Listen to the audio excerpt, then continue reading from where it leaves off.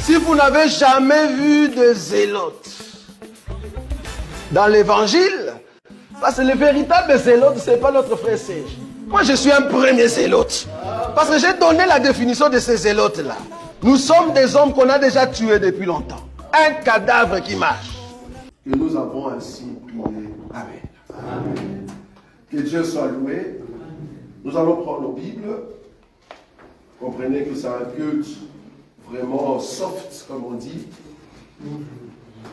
Nous allons continuer notre enseignement sur le royaume de Melchisedec.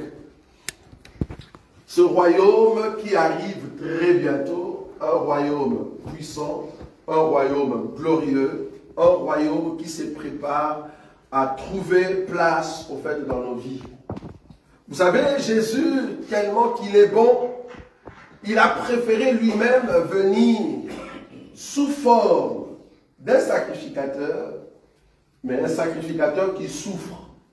C'est-à-dire un sacrificateur qui s'est sacrifié. Vous voyez? Donc, il est venu comme sacrificateur, mais qui se sacrifie pour ne pas prendre le sang d'un animal, mais pour prendre son propre sang.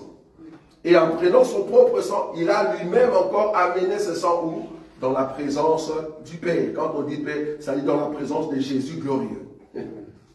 Ah, wow. J'aime beaucoup Jésus. Donc lui-même, il a pris le corps de l'animal, lui-même est le sacrificateur, lui-même a versé son propre sang, lui-même a pris encore son sang, et il a amené dans sa présence en lui-même. Et ça, c'est notre Dieu. Amen. Voilà. Si tu ne comprends pas ce Dieu, tu vas penser qu'il est Trinité, ou soit qu'il est trois personnes. Non, c'est le même Dieu qui a fait cette œuvre. Maintenant, pour tous ceux qui doivent participer dans le royaume de Melchisedec, vous devez être de sacrificateurs aussi. Qui dit sacrificateur? Vous devez vous sacrifier. Sinon, tu ne verras pas le ciel. Pour aller au ciel, tu dois être sacrificateur qui se sacrifie. C'est ça le royaume de Melchisedec.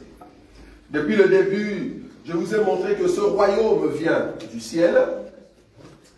Le royaume qui vient du ciel commence dans le ciel, avec un peuple qui était en Jésus, c'est-à-dire l'Église. Nous étions en Jésus, mais étant en Jésus, lui qui est le roi, qu'est-ce qu'il avait? Ben, il avait aussi des anges.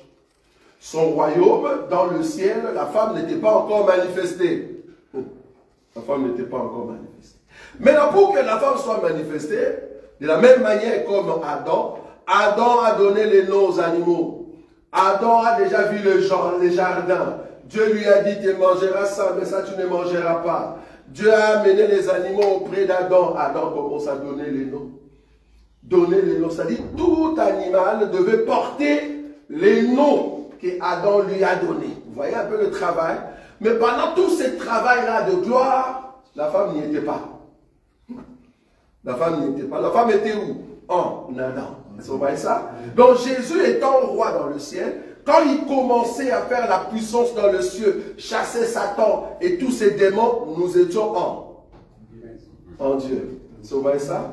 Parce que quelqu'un nous a dit, ah ben, l'homme a été créé, Satan n'était pas encore chassé. Non, tu as très mal vu. Parce que si Satan n'était pas encore chassé et qu'Adam était déjà créé, cela veut dire qu'Adam ne fera pas partie de nous autres. Parce que Adam aussi était en Christ. Oui ou non? Oui. Donc si Adam est manifesté, c'est parce que Adam est sorti de Dieu. Amen. On est d'accord? C'est pour cela que la Bible dit, il a formé un corps, mais il souffla. Quand on dit il souffla, c'est-à-dire quelque chose qui sort de lui. Alors Dieu a enfanté. Vous voyez ça? Il a donné vie à un corps ou à une masse de terre. Donc Jésus étant roi dans le ciel, qu'est-ce qu'il dit? Ou soit qu'est-ce qu'il a fait? Je vous ai dit la fois passée que, au fait, le royaume de cieux est un royaume qui est en avance par rapport à nous autres. C'est un royaume qui est en avance. C'est-à-dire, nous sommes en 2025, mais le royaume n'est pas en 2025. Non, le royaume est déjà vers 2150, 2200. Le royaume est déjà là-bas. Maintenant, qu'est-ce que Jésus va faire? Il fait un recul. Vous voyez? Donc, qu'est-ce qu'il a fait? Parce que s'il est venu en l'an 0, alors que le royaume avait déjà de l'avance, qu'est-ce qu'il fait? Il fait un recul pour venir planter un peuple sur la terre. En d'autres termes, Jésus est venu dans la maternité qu'on appelle le monde pour donner vie à ce qu'on appelle homme, que toi et moi nous sommes. C'est pour cela qu'il devait mourir à la croix, comme étant une sémence, il est mort sous la terre, et en sortant, il a amené des captifs. J'aime ça. Il a amené des captifs, et c'est comme ça que nous, aujourd'hui, nous sommes comme des arbres que Dieu a plantés jusqu'à ce que nous serons dans la maturité. Et chaque arbre qui est dans la maturité, chaque fruit qui est dans la maturité, qu'est-ce que Dieu fait? Il le prend et il le met de côté. C'est ça le vase qu'on avait vu une fois. Ok. Le dimanche passé, je vous ai montré que dans les cieux, le royaume avait commencé sans la femme. Ou le royaume avait commencé sans un peuple, que Dieu a donné de la valeur sur les démons et sur les anges. Je vous ai montré la lignée des anges, en commençant par le séraphin, qu'on appelle les ardents, le séraphin, le chérubin. Après le chérubin, nous avons vu les archanges. Après les archanges, nous avons vu les anges normaux. Ça, c'est la lignée qu'on a présentée dans la Bible. Donc, du coup, la femme n'y était pas. Ça, c'est la vision que Ézéchiel a vue. Parce que si la femme doit être manifestée, cela veut dire la femme qu'on avait plantée sur la terre est arrivée à la maturité. C'est comme ça que le Seigneur l'amène au ciel. Okay. Quand est-ce que la femme fait son apparition dans le ciel? Quand je dis ciel ici, vous savez qu'il y a 3 cieux. Nous n'avons pas 7, parce que j'ai entendu encore un homme de Dieu dire ça. Il y a 7 cieux. Nous, en tout cas, bibliquement parlant, il n'y en a que 3. Parce que les cieux représentent les tabernacles. Le premier cieux, le deuxième et le troisième. Nous sommes dans les premiers cieux. On est d'accord? Ou le premier ciel. Le deuxième ciel, c'est là où il y a le diable et les démons. Mais en réalité, nous, Église, spirituellement, nous sommes là-bas. Spirituellement. On est d'accord? Et le troisième ciel, c'est là-bas que se trouvent les dieux tout-puissants. C'est-à-dire là où se trouve l'arche de l'alliance. C'est-à-dire dans le troisième niveau. Ça, selon les Écritures. Ok. Maintenant que la femme va arriver à la maturité, c'est là-bas que Jean voit maintenant le trône, le royaume des cieux qui se prépare pour venir sur la terre. C'est là-bas que nous avons pris l'écriture d'Apocalypse chapitre 4 que nous allons lire. Apocalypse chapitre 4. Là, je fais un rappel pour ceux qui n'étaient pas là ou qui ne comprennent pas là où nous sommes déjà dans l'enseignement. Apocalypse chapitre 4, frère Moïse, à partir du premier verset. Je lis au nom de Jésus. Amen. Après cela, je regardais. Oui. Et voici une porte était ouverte dans les cieux. Merci. Déjà, rien que ça. Après cela, je regardais. Voici une porte était comment? Ouverte. Donc, en d'autres termes, avant que Jean voie le ciel qui s'ouvre, le ciel était fermé. Amen. On est d'accord? Amen. Depuis les temps d'Adam, le ciel était fermé. En d'autres termes, depuis les temps d'Adam, les rideaux qui séparent le lieu saint et le lieu très saint étaient toujours là. Maintenant, quand Jean voit le ciel ouvert, pour ouvrir les cieux, il faut donner un sang.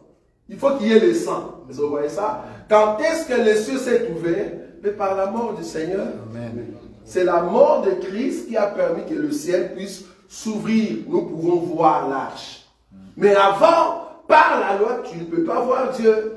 Les rideaux étaient fermés. Mais quand Jean dit, je vois les cieux s'ouvrir, cela veut dire, la mort a été manifestée, le sang a permis que le rideau s'est déchiré. Remarquez que le rideau se déchire comment? De haut en bas. On est d'accord? C'est-à-dire la permission vient d'en haut et ça descend sur la terre. Donc là, c'est le ciel qui s'ouvre. Parce que le ciel, c'est le rideau qui sépare en fait le lieu saint et le lieu très saint. Ça peut être aussi le, comment on dit, le terme étendu. On peut le représenter comme étendu. Tu ne peux pas passer d'aller au ciel si tu ne passes pas par l'étendu. Ça va? On continue la lecture.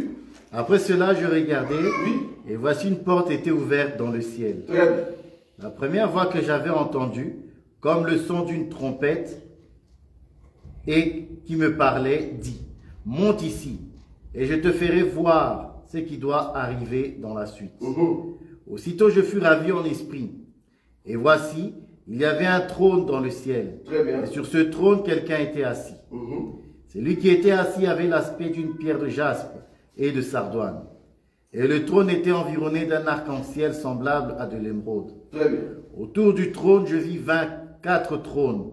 Et sur ces trônes, 24 vieillards, assis, revêtus de vêtements blancs, et sur leurs têtes des couronnes d'or. Merci. Ici, nous avons dit que si nous prenons Ézéchiel, Ézéchiel voit un trône. Et sur ce trône, quelqu'un était assis. La position assise veut dire jugement. C'est-à-dire quelqu'un qui se prépare à juger ou à diriger.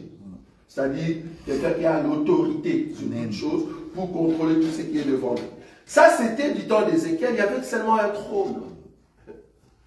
Mais le fait que Jean monte a été ravi, cela prouve qu'il y a un peuple qui quitte la terre parce que la porte est ouverte dans les cieux. Maintenant, la personne peut entrer dans le ciel. Ce mouvement-là, c'est le mouvement de l'enlèvement. C'est-à-dire, quand le peuple quand nous serons enlevés, nous allons passer par la porte des cieux. Et quand nous entrons là-bas, nous entrons comme les 24 vieillards. Amen. Remarquez que le 24 vieillards, c'est le deuxième trône. Parce que le premier, c'est le Seigneur lui-même. Alors que dans Ézéchiel, il n'y a pas d'autre trône. Tous ceux qui étaient là, debout, vous n'avez pas le droit de vous asseoir. Les anges, les séraphins, tous, ils étaient là, ils louent Dieu, ok. Mais ici, Jean voit maintenant la présence des autres trônes. Or, les autres trônes, c'est qui? C'est toi et moi, frère. Amen. Donc, Dieu nous a fait la grâce, c'est ce que je dis les dimanches, de monter et de s'asseoir. J'ai même pris notre écriture, bien que l'écriture parle du Seigneur Jésus. Mon Dieu a dit à mon Dieu, assieds-toi ici, jusqu'à ce que je fasse de tes ennemis ton marche. Cette écriture-là, ça nous concerne aussi. Amen. Notre Dieu va nous dire, parce que vouloir ou pas quand, vous savez que nous sommes des dieux, non? Amen. Voilà. Quand nous allons monter, nous sommes la reine. Nous sommes des dieux. Et nous serons à côté de notre Dieu face à face.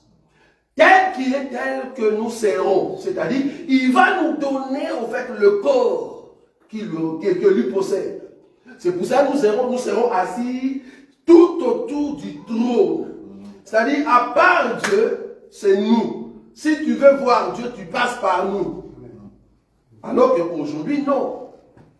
Aujourd'hui, au temps de la grâce, pour voir Dieu, on est d'accord qu'il faut venir dans la parole. Sinon, tu ne verras pas Dieu. De la même manière, quand nous allons monter, pour atteindre Dieu, tu passes d'abord par nous. Les 24 vieillards. J'ai déjà expliqué c'est quoi les 24 vieillards. Pour ceux qui n'étaient pas là, ben, les 24, c'est juste tous ceux qui sont sauvés par les 12 patriarches, qu'on appelle les 12 fils de Jacob, et tous ceux qui sont sauvés par l'enseignement de 12 apôtres. Le 12 plus 12, ça fait 24. Et remarquez qu'ils ont des couronnes. Oh, la couronne, c'est quoi? Mais la couronne, c'est l'huile qui est sur la tête. C'est l'onction, remarquez. Lévitique. C'est quoi la couronne? Ne pense pas que tu auras une couronne vraiment sur la tête. Ça, c'est l'onction que tu as. Lévitique chapitre 21, frère Boïka. Quelle écriture que je peux prendre ici? Alors, c'est quelle écriture? Alors, l'onction sur la tête. C'est vers le 13. Combien? 10. 10, vas-y.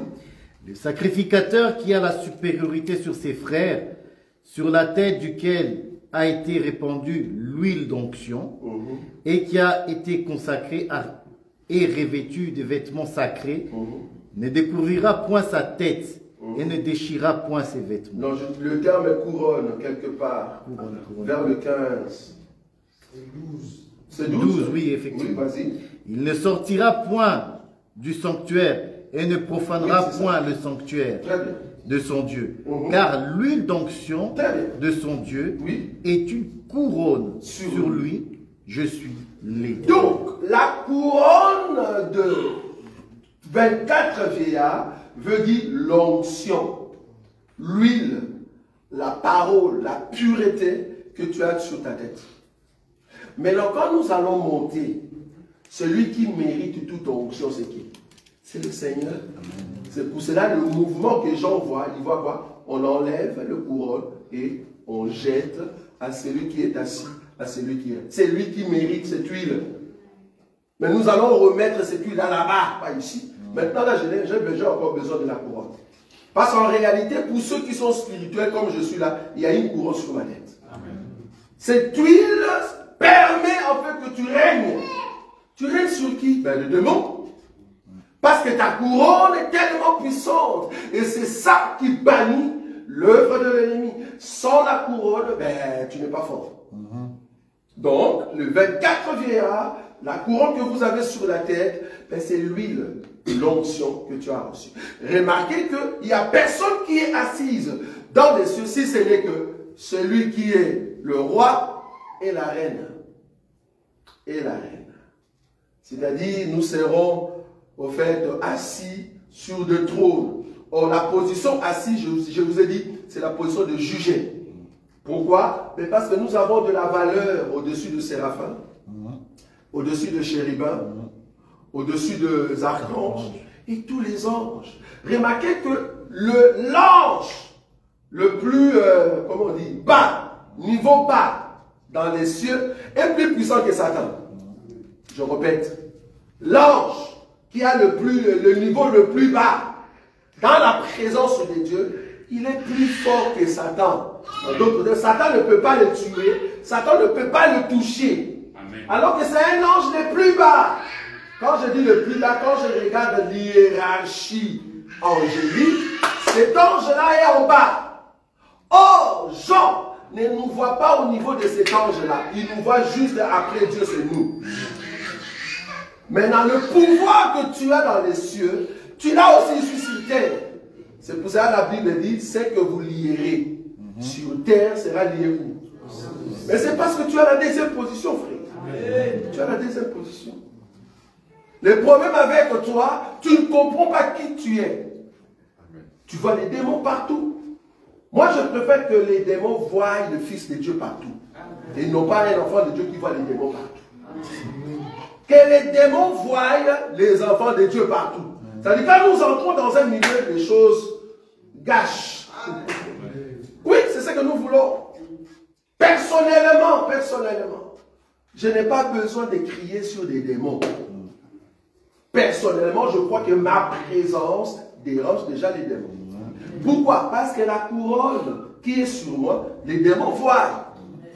Ils le voient et ils tremblent. J'aime beaucoup une écriture qui dit, vous croyez que Dieu existe? C'est ça? Oui. Vous faites bien et les démons aussi croient et ils tremblent. Vous voyez cette écriture-là? Moi, je crois que Dieu existe. Il existe où? Pas dans le ciel. En moi. Parce que je suis la femme. Donc Dieu existe en moi. C'est-à-dire, quand je suis devant un démon, il sait que Dieu existe. Mais Dieu existe où? En moi. Donc, quand il me voit, il tremble. Il tremble. Donc, je ne peux pas avoir peur d'un sorcier. Toutes ces églises qui prêchent la peur d'un démon, les liens de famille, on s'en fout, frère. On s'en fout. Que ce soit les liens de ma famille, que ce soit les liens de mes oncles, étant donné que j'ai déjà accepté Jésus, cela veut dire le sang de Jésus est en moi, tous les liens sont coupés et c'est fini. Ça ne me regarde pas. Même si on vient d'annoncer, vous étiez au nombre de 10. Le premier est mort d'un lien familial. Deuxième, même chose. Ça va continuer à frapper. Quand ça arrive chez moi, c'est fini. Ça continue. Pourquoi? Parce que je n'ai pas le sang de la famille. Le sang que j'ai, c'est le sang de Christ. Amen. Ce Christ qui vit en moi, ce n'est plus moi. Amen. Ce n'est plus moi. Donc, Les conseils que je vous donne, n'ayez pas peur des démons. Non. Amen. Moi, en tout cas, je suis désolé, mais quand tu maries, tu viens nous dire, ah voilà, tel démon, tel sorcier. Oui, nous croyons que le sorcier, c'est moi avec nous, parce que Jésus a fait 3 ans avec un démon. Ça, vous savez ou pas? Jésus a fait 3 ans de ministère, il marchait, il guérissait les malades avec un démon à côté. Et j'ai beaucoup aimé un pasteur. Il a dit, est-ce que vous savez que Jésus-Christ a guéri les malades? Oui. Est-ce que vous savez que Jésus-Christ a ressuscité les malades? Oui. Mais alors qu'à côté de lui, on a dit que Judas était pas un démon. Est-ce que Judas a empêché Jésus de faire les miracles? Non. Est-ce que Judas a empêché Jésus de marcher sur les eaux? Non. Qu'il reste là, nous allons vaincre les démons. Amen. Même si nous sommes là, nous allons vaincre. Nous allons vaincre. Il reste là pour voir que nous sommes puissants. On n'a pas besoin de les chasser. Il faut laisser Judas à côté de toi. Il y a des démons qu'il ne faut pas chasser. Il faut les laisser là. Il doit voir la gloire de Dieu. Parce que si on avait chassé Judas, comment est-ce que Jésus va monter à la croix? Il y a d'autres démons, il faut les laisser là. C'est tout dans la famille. Ceux qui te persécutent là, dis, gloire à Dieu, il n'y a pas de souci, mais tu verras ma gloire avant que je meure.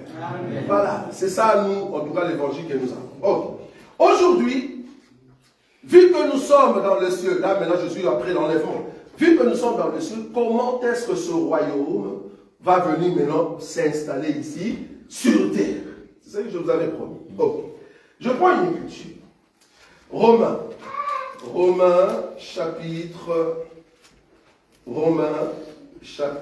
combien? 14, frère Boïka. Le frère Béni prépare Psaume chapitre 132, le verset 9 et 16. Romains chapitre 14, le verset 17. Car le royaume de Dieu, Oui.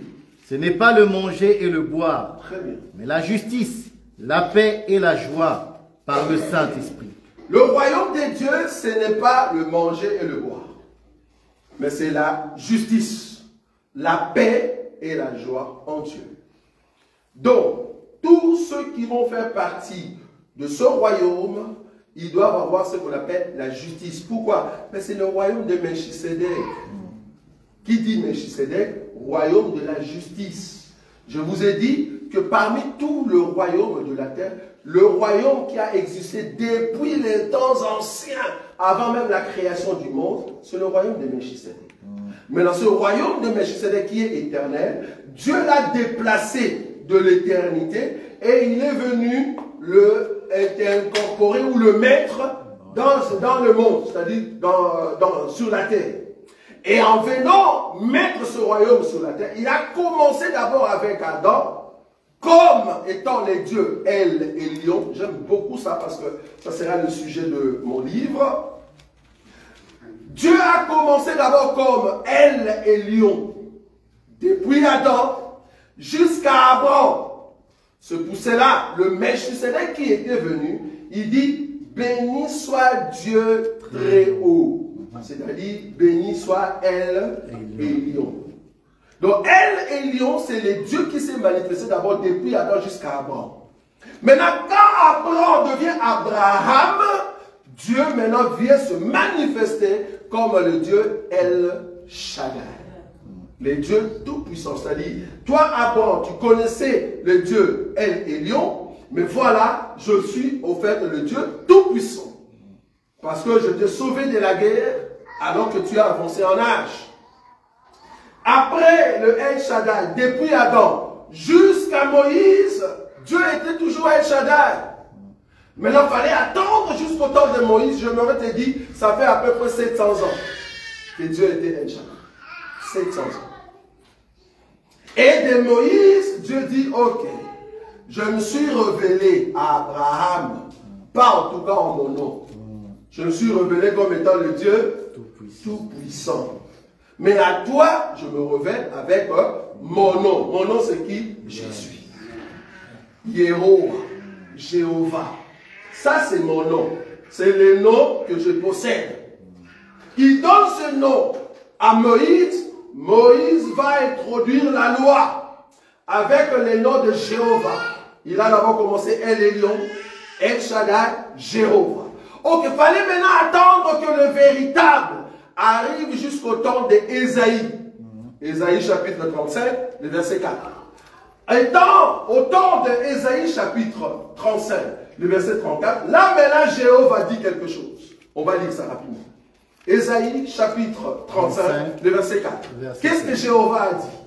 Dites à ceux qui ont le cœur troublé. Voilà. Prenez courage. Très bien. Ne craignez point. Oui. Voici votre Dieu. Oui. La vengeance viendra. Très bien. La rétribution de Dieu. Oui. Il viendra lui-même. Il viendra lui-même. Et sauvera. Et vous sauvera. Alors s'ouvriront les yeux des aveugles. Ok. S'ouvriront les oreilles des sourds. Oui. Alors le boiteux sautera comme un cerf. Donc quand le Seigneur viendra comme le Sauveur, on doit voir au fait quoi, le mouvement où les aveugles voient, les boiteux marchent, les miracles. Amen. Et quand Jean, qui connaissait Dieu comme étant Yehovah, Yahvé, Hachem, Elohim, il dit à Jésus, normalement Dieu devait venir. Est-ce que tu es celui qui devait venir ou nous devons attendre un autre? Qu'est-ce que Jésus va faire? Il va répéter le mouvement. Il dit, pour que vous sachiez que c'est moi qui ai parlé au fait dans le livre d'Ésaïe 35, 4, qu'est-ce qu'il fait? Il sort. Il prend un aveugle. Paf! L'aveugle voit. Le paralytique, il marche. L'autre, il guérit. Il dit, allez dire à Jean que les aveugles voient. Les paralytiques marchent et la parole de Dieu est prêchée. Je n'aimerais pas être la pierre d'achoppement pour les autres. C'est-à-dire quoi? C'est lui que vous attendiez. Les dieux qui sauvent, c'est moi. Vous attendiez Yehovah. Non, mais Yehovah entre dans une autre dispensation qu'on appelle Yehovah qui sauve. Or, Yehovah qui sauve veut dire Yeshua. Amen. Jésus. Donc, là, il porte un autre nom. Mais pour qui? Pas pour Israël. Il porte un autre nom pour toi. Amen. Donc nous, aujourd'hui, la révélation de Dieu dans cette génération, depuis que Jésus est venu, c'est Yeshua. Amen. Mais la révélation de Dieu, depuis que Moïse était venu jusqu'à Jésus, c'est Yehovah. Or aujourd'hui, ce vrai Yehovah est le grand je suis, mais nous prions dans son vrai nom. Parce qu'il faut prier Dieu dans son nom et dans la dispensation. Si tu pries les dieux de El Elyon, c'est bien. Mais tu pries les dieux qui s'est révélé à Adam. Si tu pries El Shaddai, c'est bien, c'est juste son nom, parce qu'il est tout puissant. Mais en réalité, El Shaddai aujourd'hui porte notre nom. Si tu dis, je te guéris au nom de Yehovah, oui, la personne va écouter, mais le salut n'est pas donné. Parce que pour qu'il y ait le miracle, il faut que ça soit au nom de Yeshua. Quand les dieux viennent pour sauver, ils portent un nom. Mais quand maintenant Yeshua, son temps, la dispensation de Yeshua va passer, c'est là-bas que nous entrons dans une autre dispensation. La dispensation où Dieu va porter non pas les noms de Yeshua, mais il va porter les noms de la parole et quoi? Elle ou Jéhovah. Il faut comprendre l'enseignement. Le terme Yehovah Tchidkenu, c'est le nom que Dieu va porter après l'enlèvement. C'est ce que la Bible dit. Parce qu'en ces temps-là, on l'appellera l'Éternel et ma justice. Donc la justice de Dieu va s'établir sur la terre. Okay. Maintenant, pour que cette justice puisse s'établir, il faut un peuple. Mais un peuple qui était au temps de Yeshua, qui ont reçu le salut, que Yeshua a amené au ciel, pour qu'ils apprennent comment vivre dans le royaume de Melchisedec. Parce que le royaume de Melchisedec est un royaume éternel. Donc quand ce royaume viendra, il n'y aura plus un autre royaume. C'est le royaume qui a commencé, c'est le royaume qui va prendre fin. Parce qu'il est alpha et oméga. Comme il est alpha et oméga, son royaume avait commencé et c'est son royaume qui va prendre fin sur la terre. Donc, je vais prendre une écriture avec le frère Béni maintenant. Dans Psaume chapitre 135, c'est ça? 132, pardon. De versets 9 et 16. On va lire calmement ce passage. Vous allez comprendre le royaume qui arrive. Toi et moi, nous sommes partisans de ce grand royaume de Melchisedec. Oui. Je lis au nom de Jésus-Christ. Amen. Que tes sacrificateurs soient revêtus de justice. Tu peux commencer à partir du verset 8. Lève-toi Éternel, viens à ton lieu de repos. Lève-toi, Éternel, viens à ton lieu de repos. Donc, en d'autres termes, l'Éternel était assis. Maintenant, David fait appel à Dieu, mais il ne lui dit pas, viens dans ton lieu de passage. C'est-à-dire, viens et puis tu vas passer. Non, viens maintenant là où tu vas te reposer. Donc, ce que David dit ici, l'Éternel va quitter là où il était. Il vient dans un lieu où il sera dans les repos. Or, les repos de Dieu, bibliquement parlant, s'appelle Shabbat. Shabbat, c'est le 7e jour. Or, le 7e jour, c'est le millénium. Merci beaucoup. J'aime beaucoup cet ensemble parce que vous avez directement des yeux. Hein? Vous voyez directement. Viens dans ton lieu de repos, veut dire, viens régner éternellement. Parce que le lieu de repos de Dieu, c'est l'éternité. Donc, viens régner pendant le millénium. On est d'accord? Donc, on continue l'écriture. Oui. Viens à ton lieu de repos. Très bien. Toi et l'arche de ta majesté. Que tes sacrificateurs... L'arche de ta majesté. Bon, la présence de Dieu. Oui. 9. Que tes sacrificateurs soient revêtus de justice. Ah, donc, quand il viendra dans son lieu de repos, il aura aussi des sacrificateurs. Mais pas des sacrificateurs selon l'ordre d'Aaron. Mais il aura des sacrificateurs revêtus de la justice, c'est-à-dire selon l'ordre de Melchisedec. Quand il viendra dans le repos, le sacrificateur seront selon l'ordre de Melchisedec, parce qu'ils seront revêtus de la justice. Donc quand tu vois le sacrificateur, c'est la justice que tu vois. On est d'accord? On continue. Que tes fidèles poussent des cris de joie. À part les sacrificateurs, il y aura aussi les fidèles. Je me te dire, les fidèles, ce ne sont pas les hommes qui seront dans d'autres nations, mais c'est un autre peuple qui va constituer le royaume. Parce que tous ceux qui seront dans le royaume, tous ceux-là ne seront pas de sacrificateurs. Pour être sacrificateur, on donnera des critères.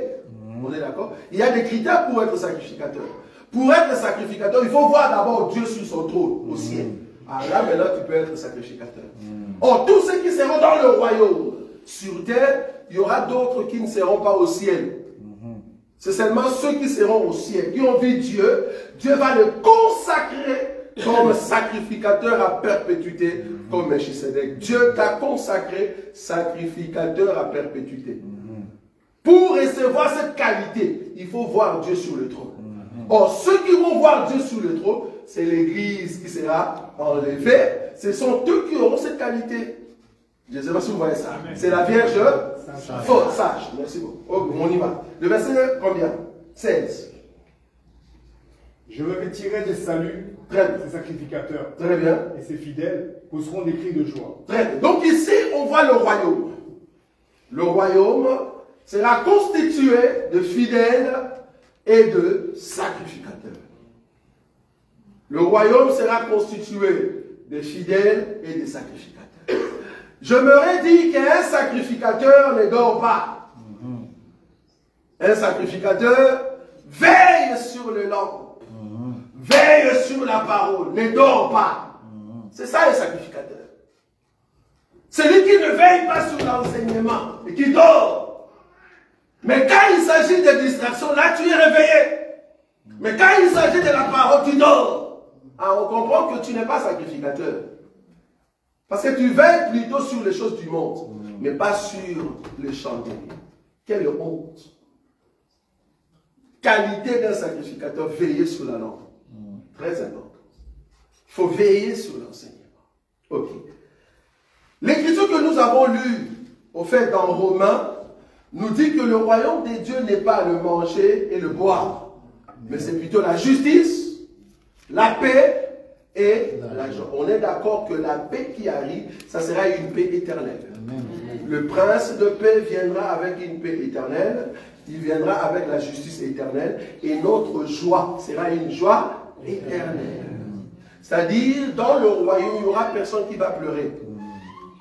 Pourquoi? Ben, c'est lui qui a mené le pleur. Il est où? Enfermé.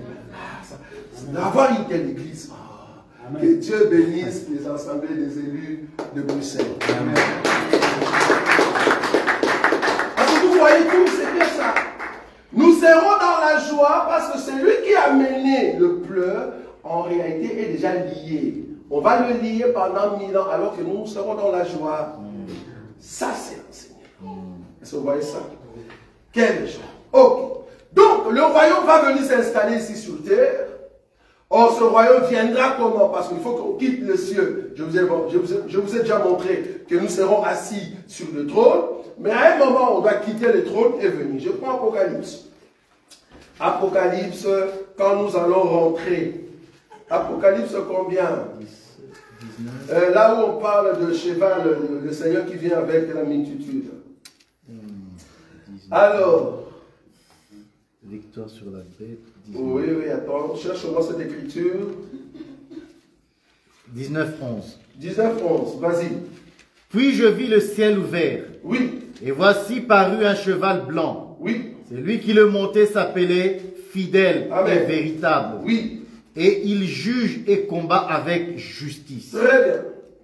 Ses yeux étaient comme une flamme de feu. Oui. Sur sa tête étaient plusieurs diadèmes. Il avait un nom écrit que personne ne connaît, si ce n'est lui-même. Très bien. Et il était revêtu d'un vêtement teint de sang. Son nom est la parole de Dieu. Très bien. Les armées qui sont dans le ciel le suivaient sur des chevaux blancs, revêtus d'un fin lin blanc pur. Continue. De sa bouche sortait une épée aiguë pour frapper les nations.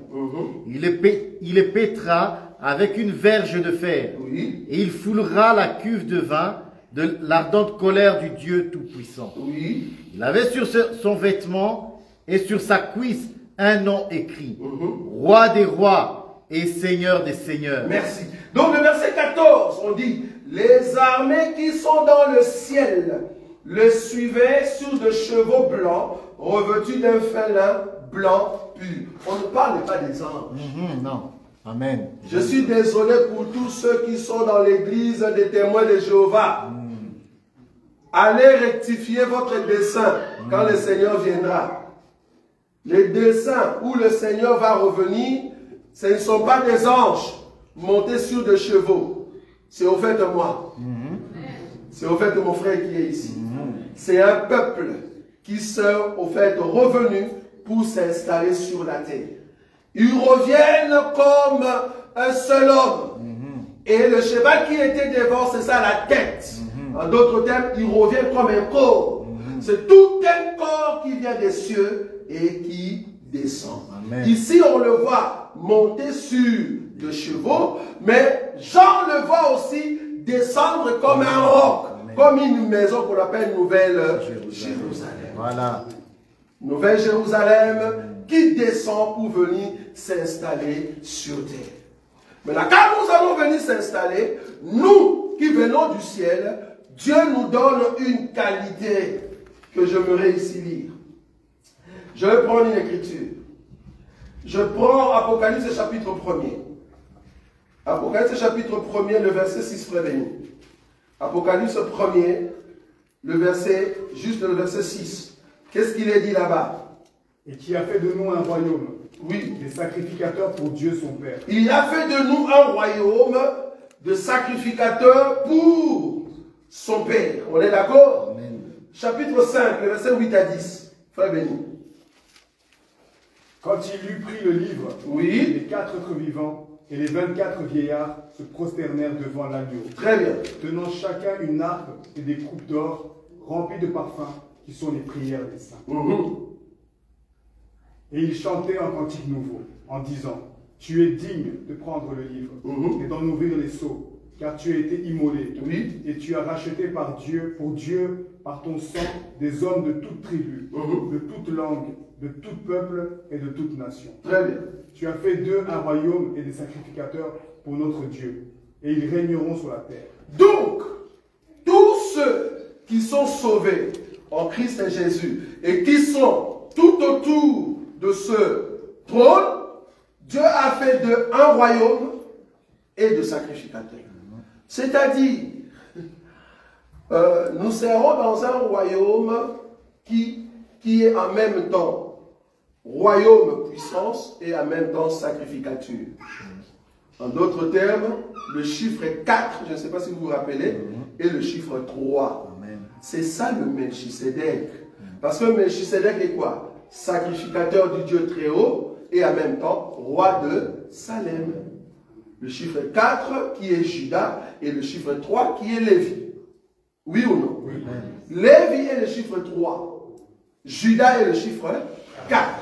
Donc le chiffre 4 et le 3 mélangés. C'est ça le royaume. Le royaume, c'est tous ceux qui règnent et tous ceux qui se sont sacrifiés à Dieu. Amen. Tu ne peux pas régner ceux qui ne te sacrifient pas. C'est ça le royaume. Amen. Un royaume de ceux qui règnent et de ceux qui se sont sacrifiés à Dieu. Pour se sacrifier à Dieu, c'est déjà l'élément que vous faites ici maintenant. Il n'y a pas d'électricité, mais vous voulez quand même écouter la parole de Dieu. C'est un sacrifice. C'est un sacrifice. Bien que ce n'est pas notre faute, mais du moins, voilà, nous sommes venus. Ça pouvait être malheureux, une personne, on lui a dit, ben, il n'y aura pas d'électricité, et puis à cause de ça, tu restes à la maison. Tu n'aimes pas te sacrifier. Se sacrifier veut dire, je peux souffrir, tribulation, persécution, mais je continue à servir Dieu. Que ce soit la mort, manquement, pas d'argent, mais j'aime toujours Jésus. Ça, c'est un sacrificateur qui veille sur la parole, sur l'enseignement. Et vouloir ou pas, Dieu t'amènera à régner. Je martèle le terme régner. Régner veut dire, tu as le pouvoir sur les hommes. Parce que quand nous allons régner, vouloir ou pas, nous aurons de postes. Je vous ai toujours dit. Tu auras des postes que tu n'as jamais reçus. Juste parce que tu respectes la parole de Dieu. Donc, nous serons des ministres. Et je vous avais dit, nous tous, quand nous allons monter, il n'y aura pas de femmes. Oui ou non? Amen. Nos sœurs qui sont là ne seront plus de femmes. Mais nous allons revêtir un nouveau corps. Et ce nouveau corps, ce sont des hommes. Pas hommes physiques, mais des hommes ayant l'autorité. Et c'est avec ce corps que nous allons revenir. C'est avec ce corps que nous allons revenir. Et nous allons avoir de trônes partout sur la terre. Je prends une écriture, 1 Corinthiens chapitre 6. 1 Corinthiens chapitre 6, frère Moïka, le verset 9 à 10. 1 Corinthiens 6, 9 à 10. Ne savez-vous pas oui. que les injustes n'hériteront point le royaume de Dieu? Non. Ne savez-vous pas que les injustes n'hériteront point le royaume de Dieu? Oui. Ne vous y trompez pas. Ni les impudiques, ni les idolâtres, oui. ni les adultères, ni les efféminés, ni les infâmes, ni les voleurs, ni les cupides, ni les ivrognes, ni les outrageux, ni les ravisseurs n'hériteront le royaume de Dieu. 11. Et cela, ce que vous étiez, quelques-uns de vous, mais vous avez été lavés, et vous avez été sanctifiés, oui. mais vous avez été justifiés au nom du Seigneur Jésus-Christ et par l'Esprit de notre Dieu. Vous avez été justifiés. Nous étions toutes ces choses, mais Dieu nous a justifiés. Il nous a rendus justes pour entrer dans le royaume de la justice. Tu ne peux pas entrer dans le royaume de la justice si le Seigneur ne te justifie pas. Okay. Donc quand nous allons venir, nous ne pécherons plus. Amen. Je répète. Nous ne pécherons plus. Et nous serons dans un niveau de la justice terrible et de pureté terrible. Remarquez que nous venons du ciel. Nous venons du ciel et nous venons sur la terre. Nous serons justes. Et d'ailleurs, Satan sera déjà lié. Il n'y a pas de péché. Mais du moins, il y a une différence entre le sacrificateur et les fidèles. Donc, nous aurons dans notre royaume qui arrive les sacrificateurs qui vont régner, qui auront des postes, qui auront des ministères, qui seront le gouvernement royal. J'aime ces termes. Le gouvernement royal de notre Seigneur. Mais à part ça, il y a aussi des fidèles. Le fidèle, c'est qui? Ben, c'est la Vierge folle. C'est le rescapé et le 144 000. Ça, c'est dans le royaume. C'est ce qu'on appelle le fidèle. Mais à part le fidèle, nous avons aussi le sacrificateur. De la même manière au temps de Moïse, il y avait Israël. Dans Israël, il y avait aussi des sages. Dans Israël, il y avait aussi des intellectuels. Il y avait aussi des femmes qui étaient capables de coudre. Mais à part Israël, il y a aussi le groupe de sacrificateurs, qu'on appelle Lévi. Ça, c'est le royaume qui arrive. Donc, au temps d'Israël physique, il y avait le fidèle, Israël normal. Il y avait le sacrificateur, c'est-à-dire Lévi, qui dirigeait, parce que Lévi était des ministres, qui dirigeait le peuple d'Israël. Et à part cela, il y avait les tabernacles, c'est-à-dire la présence de Dieu. En d'autres termes, le trône. Donc nous avons le trône, nous avons le ministre et nous avons le fidèle dans le royaume. De la même manière, quand nous allons venir dans notre royaume, il y aura le fidèle, il y aura nous, l'église, et il y aura le trône. Tu ne peux pas passer vers Dieu si tu ne passes pas par nous. Quelle grâce. Mais à part nous, parce que nous sommes dans le royaume, nous qui sommes les sacrificateurs, et à part le fidèle, dans les mondes, par exemple ici en Belgique, ils vont continuer de vivre normalement. Ils vont continuer de vivre normalement, mais la condition serait que chaque année, ils doivent monter où? À Jérusalem, Zacharie. Je vous donne le royaume. Hein. Je vous avais dit que cet enseignement, c'est de vous montrer le royaume qui arrive. Zacharie. Zacharie, chapitre, au fait de combien? Zacharie, chapitre, c'est 13 ou 14? 14. Zacharie, chapitre 14, à partir du verset 16, frère Moïka. Tous ceux qui resteront de toutes les nations, oui, venus contre Jérusalem, oui, monteront chaque année, oui, pour se prosterner devant le roi, oui, l'Éternel des armées, très bien, et pour célébrer la fête des tabernacles. Oui. S'il y a des familles de la terre qui ne montent pas à Jérusalem pour se prosterner devant le roi, l'Éternel des armées, la pluie ne tombera pas sur elles. Très bien. Si la famille d'Égypte ne monte pas, si elle ne vient pas, la pluie ne tombera pas sur elle. Oui. Elle sera frappée de la plaie dont l'Éternel frappera les nations, qui ne monteront pas pour célébrer les fêtes des tabernacles. 19. Ce sera le châtiment de l'Égypte, le châtiment de toutes les nations qui ne monteront pas pour célébrer la fête des tabernacles. La fête des tabernacles veut dire le millénium. Amen. C'est-à-dire Dieu parmi son peuple. Emmanuel dans un corps au milieu d'un peuple qui règne. C'est ça la fête des tabernacles. Mais là, pendant les milléniums, à part le fidèle, le sacrificateur et les trônes, dans Jérusalem, il y a aussi des nations. Quelles nations? Les nations qui étaient restées alors qu'ils ont combattu Jérusalem.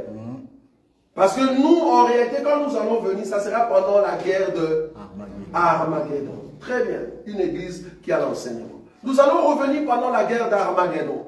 C'est là-bas que nous venons pour donner la victoire à tous ceux qui voulaient attaquer les fidèles qu'on appelle les rescapés. Parce qu'en réalité, la Vierge folle et les 144 000 sont encore morts. Donc, le monde voulait tuer tout juif. Alors, il fallait qu'il y ait un reste puisse être sauvé. C'est pour ça que nous allons revenir. Et nous revenons, c'est là-bas que nous allons mettre fin à la guerre d'Armageddon pour sauver le reste. Ok. Maintenant, le reste, plus la Vierge folle qui sera ressuscitée, plus de 144 000 qui seront ressuscités, les rescapés, nous tous, nous formons un peuple dans le royaume, mais divisé. Nous n'aurons pas de même valeur, nous n'aurons pas de même couronne. Ceux qui ont vu Dieu dans le ciel, ils ont l'huile royale céleste. Ce sont eux qui auront de poste. Ce sont eux qui vont régner. Mais à part cela, il y a un grand peuple qu'on appelle la Vierge folle, les 144 000 et le rescapé. Ce sont eux qui seront aussi dans notre royaume. Vous voyez? Mais à part ce royaume-là de Nouvelle-Jérusalem, dans des nations, les hommes vont continuer à vivre.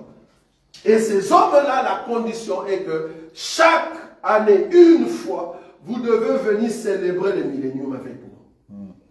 Fête des tabernacles. Vous devez monter pour donner hommage au roi qui est assis sur le trône. Et ils ont martelé que si les Africains ne viennent pas, la pluie ne tombera pas. Pourquoi ils ont dit les Africains? Parce qu'en Afrique, vous avez la facilité de la pluie. Tu vas dire, je ne vais pas monter, je peux cultiver pour gagner mon salaire. Dieu a dit, la pluie ne tombera pas. Vous devez adorer le roi qui sera à Jérusalem. Pour dire que l'Égypte va exister. Quand on dit Égypte, c'est le monde noir. Le peuple noir de l'Afrique. Donc, en un mot, on les appelle Égypte. Donc, voulant ou pas, même l'Afrique viendront comme au temps du royaume de Salomon pour donner quoi? Des offrandes. À qui? À Salomon. Que ce soit l'or, que ce soit les coltons. J'aimerais vous dire qu'à ce temps-là, il n'y aura pas que le colton. Il y aura d'autres pierres terribles qui vont sortir. Bon, je me souviens encore, l'homme tellement qui s'imagine un peu tout ce qui est écrit dans la parole de Dieu. Ils ont créé un film qu'ils ont appelé Wakanda. C'est ça, non? Oui. Ils ont appelé Wakanda. Ces gens-là, ils nous trichent trop. En fait, c'est notre royaume, le Wakanda. C'est quoi ce royaume-là? Mais c'est un royaume puissant où le secret de l'humanité est là-dedans. Vibranium, c'est ça, non? Vibranium, oui. C'est vibranium. Ils utilisent le mot vibranium. C'est-à-dire, c'est une matière qui garde le pouvoir de la terre. Ça, c'est notre royaume. Dans notre royaume, on aura le pouvoir de tout ce qui existe. Et d'ailleurs, il y a un arbre où tous les hommes doivent manger pour avoir la guérison. Si tu es malade. Et en plus, celui qui est assis sur le trône, on l'appelle prince de paix. Si tu as besoin de la paix, viens chez nous. Donc c'est un royaume qui vient mettre le cœur de tout homme dans la paix. Mais malheureusement, à part ce royaume de la terre, l'ennemi est quand même lié, on n'a pas encore tué. En d'autres termes, l'ennemi ne sera pas tué pendant le millénium. L'ennemi, on l'a gardé parce qu'à un moment, on va encore l'ouvrir pour qu'il vienne chercher le Belge, les Congolais. C'est pour ça que je dis, je ne suis pas Congolais, je suis désolé. Il va chercher le Rwandais, il va chercher le Burundais, il va chercher les Allemands. Ils viendront nous combattre. Mais malheureusement, notre royaume est tellement puissant. Comment tu vas entrer là-bas? Comment tu vas entrer? Si aujourd'hui Israël, pour jeter la bombe sur sa terre, il y a déjà des missiles, comment on appelle ça? Qui se projettent pour détruire la bombe avant que ça tombe. Des dômes de fer. Des drones de quoi? Dômes. Des dômes de feu. Dômes de fer. Dômes de fer. Donc ça monte pour détruire des bombes qui sont encore au-dessus de, sauf que le peuple ne meurt pas. Si les hommes israéliens qui sont maintenant, à ne pas comparer avec notre royaume, à combien plus fort notre royaume? Qui es-tu pour entrer dans notre royaume? Et d'ailleurs, celui qui amène l'esprit de faire des bombes pour tuer les gens, il sera arrêté. Tu ne peux pas entrer dans notre royaume, et surtout que moi je serai ambassadeur, frère. Sinon je ne peux pas signer vos contrats. Bon, ça c'est mon poste.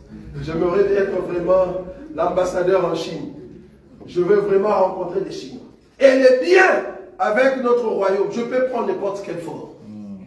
Je vous avais dit ça. Ceux qui viendront du ciel, tout ce qui est race, ne fera pas de frein. Je peux changer de race à tout moment. Je peux prendre n'importe quelle face. C'est le corps que Jésus avait pris après la mort. On est d'accord? Ces corps-là, Jésus pouvait changer de face. Jésus, quand il est ressuscité, il ne s'est pas présenté avec la même face. Non, il changeait de face. Remarquez que les deux disciples d'Emmaüs étaient côte à côte avec Jésus. Mais ils ne comprennent pas que c'est Jésus.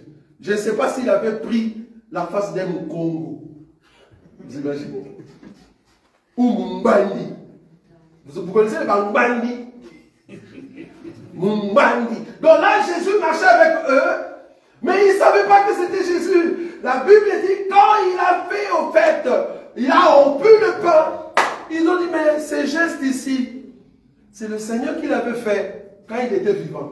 Donc cet homme ici qui a la face d'un Congolais, En réalité, c'est le Seigneur. Parce qu'il n'y a que le Seigneur qui peut faire ce geste ici. Donc, la face du Seigneur était une autre face, mais c'est le mouvement qui a montré que celui-ci, c'est le Seigneur.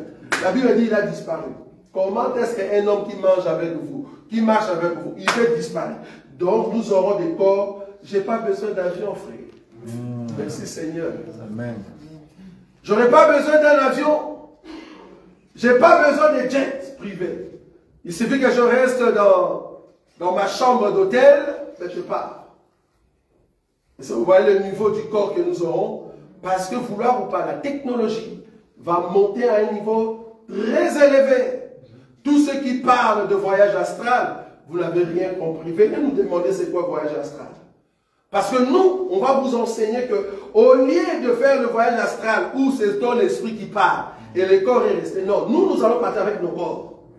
Je pars avec mon corps comme Philippe. Est-ce que vous voyez ça? Amen. Comme Philippe, je disparais avec mon corps. C'est ça la gloire qui va être donnée à tous ceux qui vont respecter la parole de Dieu. Amen. Que le Seigneur soit loué. Prochainement, nous allons venir donner le critère et la qualité d'un sacrificateur dans le royaume de Melchisedec. Pourquoi? Parce que c'est avec ces critères-là que toi et moi nous devons mettre en place. Il y aura une des critères, une des qualités qui dit que un sacrificateur ne peut pas avoir un défaut corporel. J'aime ça. C'est là-bas que je veux marteler pour dire que tous ceux qui ont un défaut corporel ne verront point Dieu. Maintenant, toi, quand on dit défaut corporel, tu vois vraiment les mains, non, nous ne sommes pas là-bas. Je vais te montrer c'est quoi le défaut corporel dans la révélation. Si tu as ces défauts-là, tu ne fais pas partie d'un sacrificateur. C'est pour cela la Vierge folle va rater de monter. Pourquoi? Parce que la Vierge folle aura un défaut.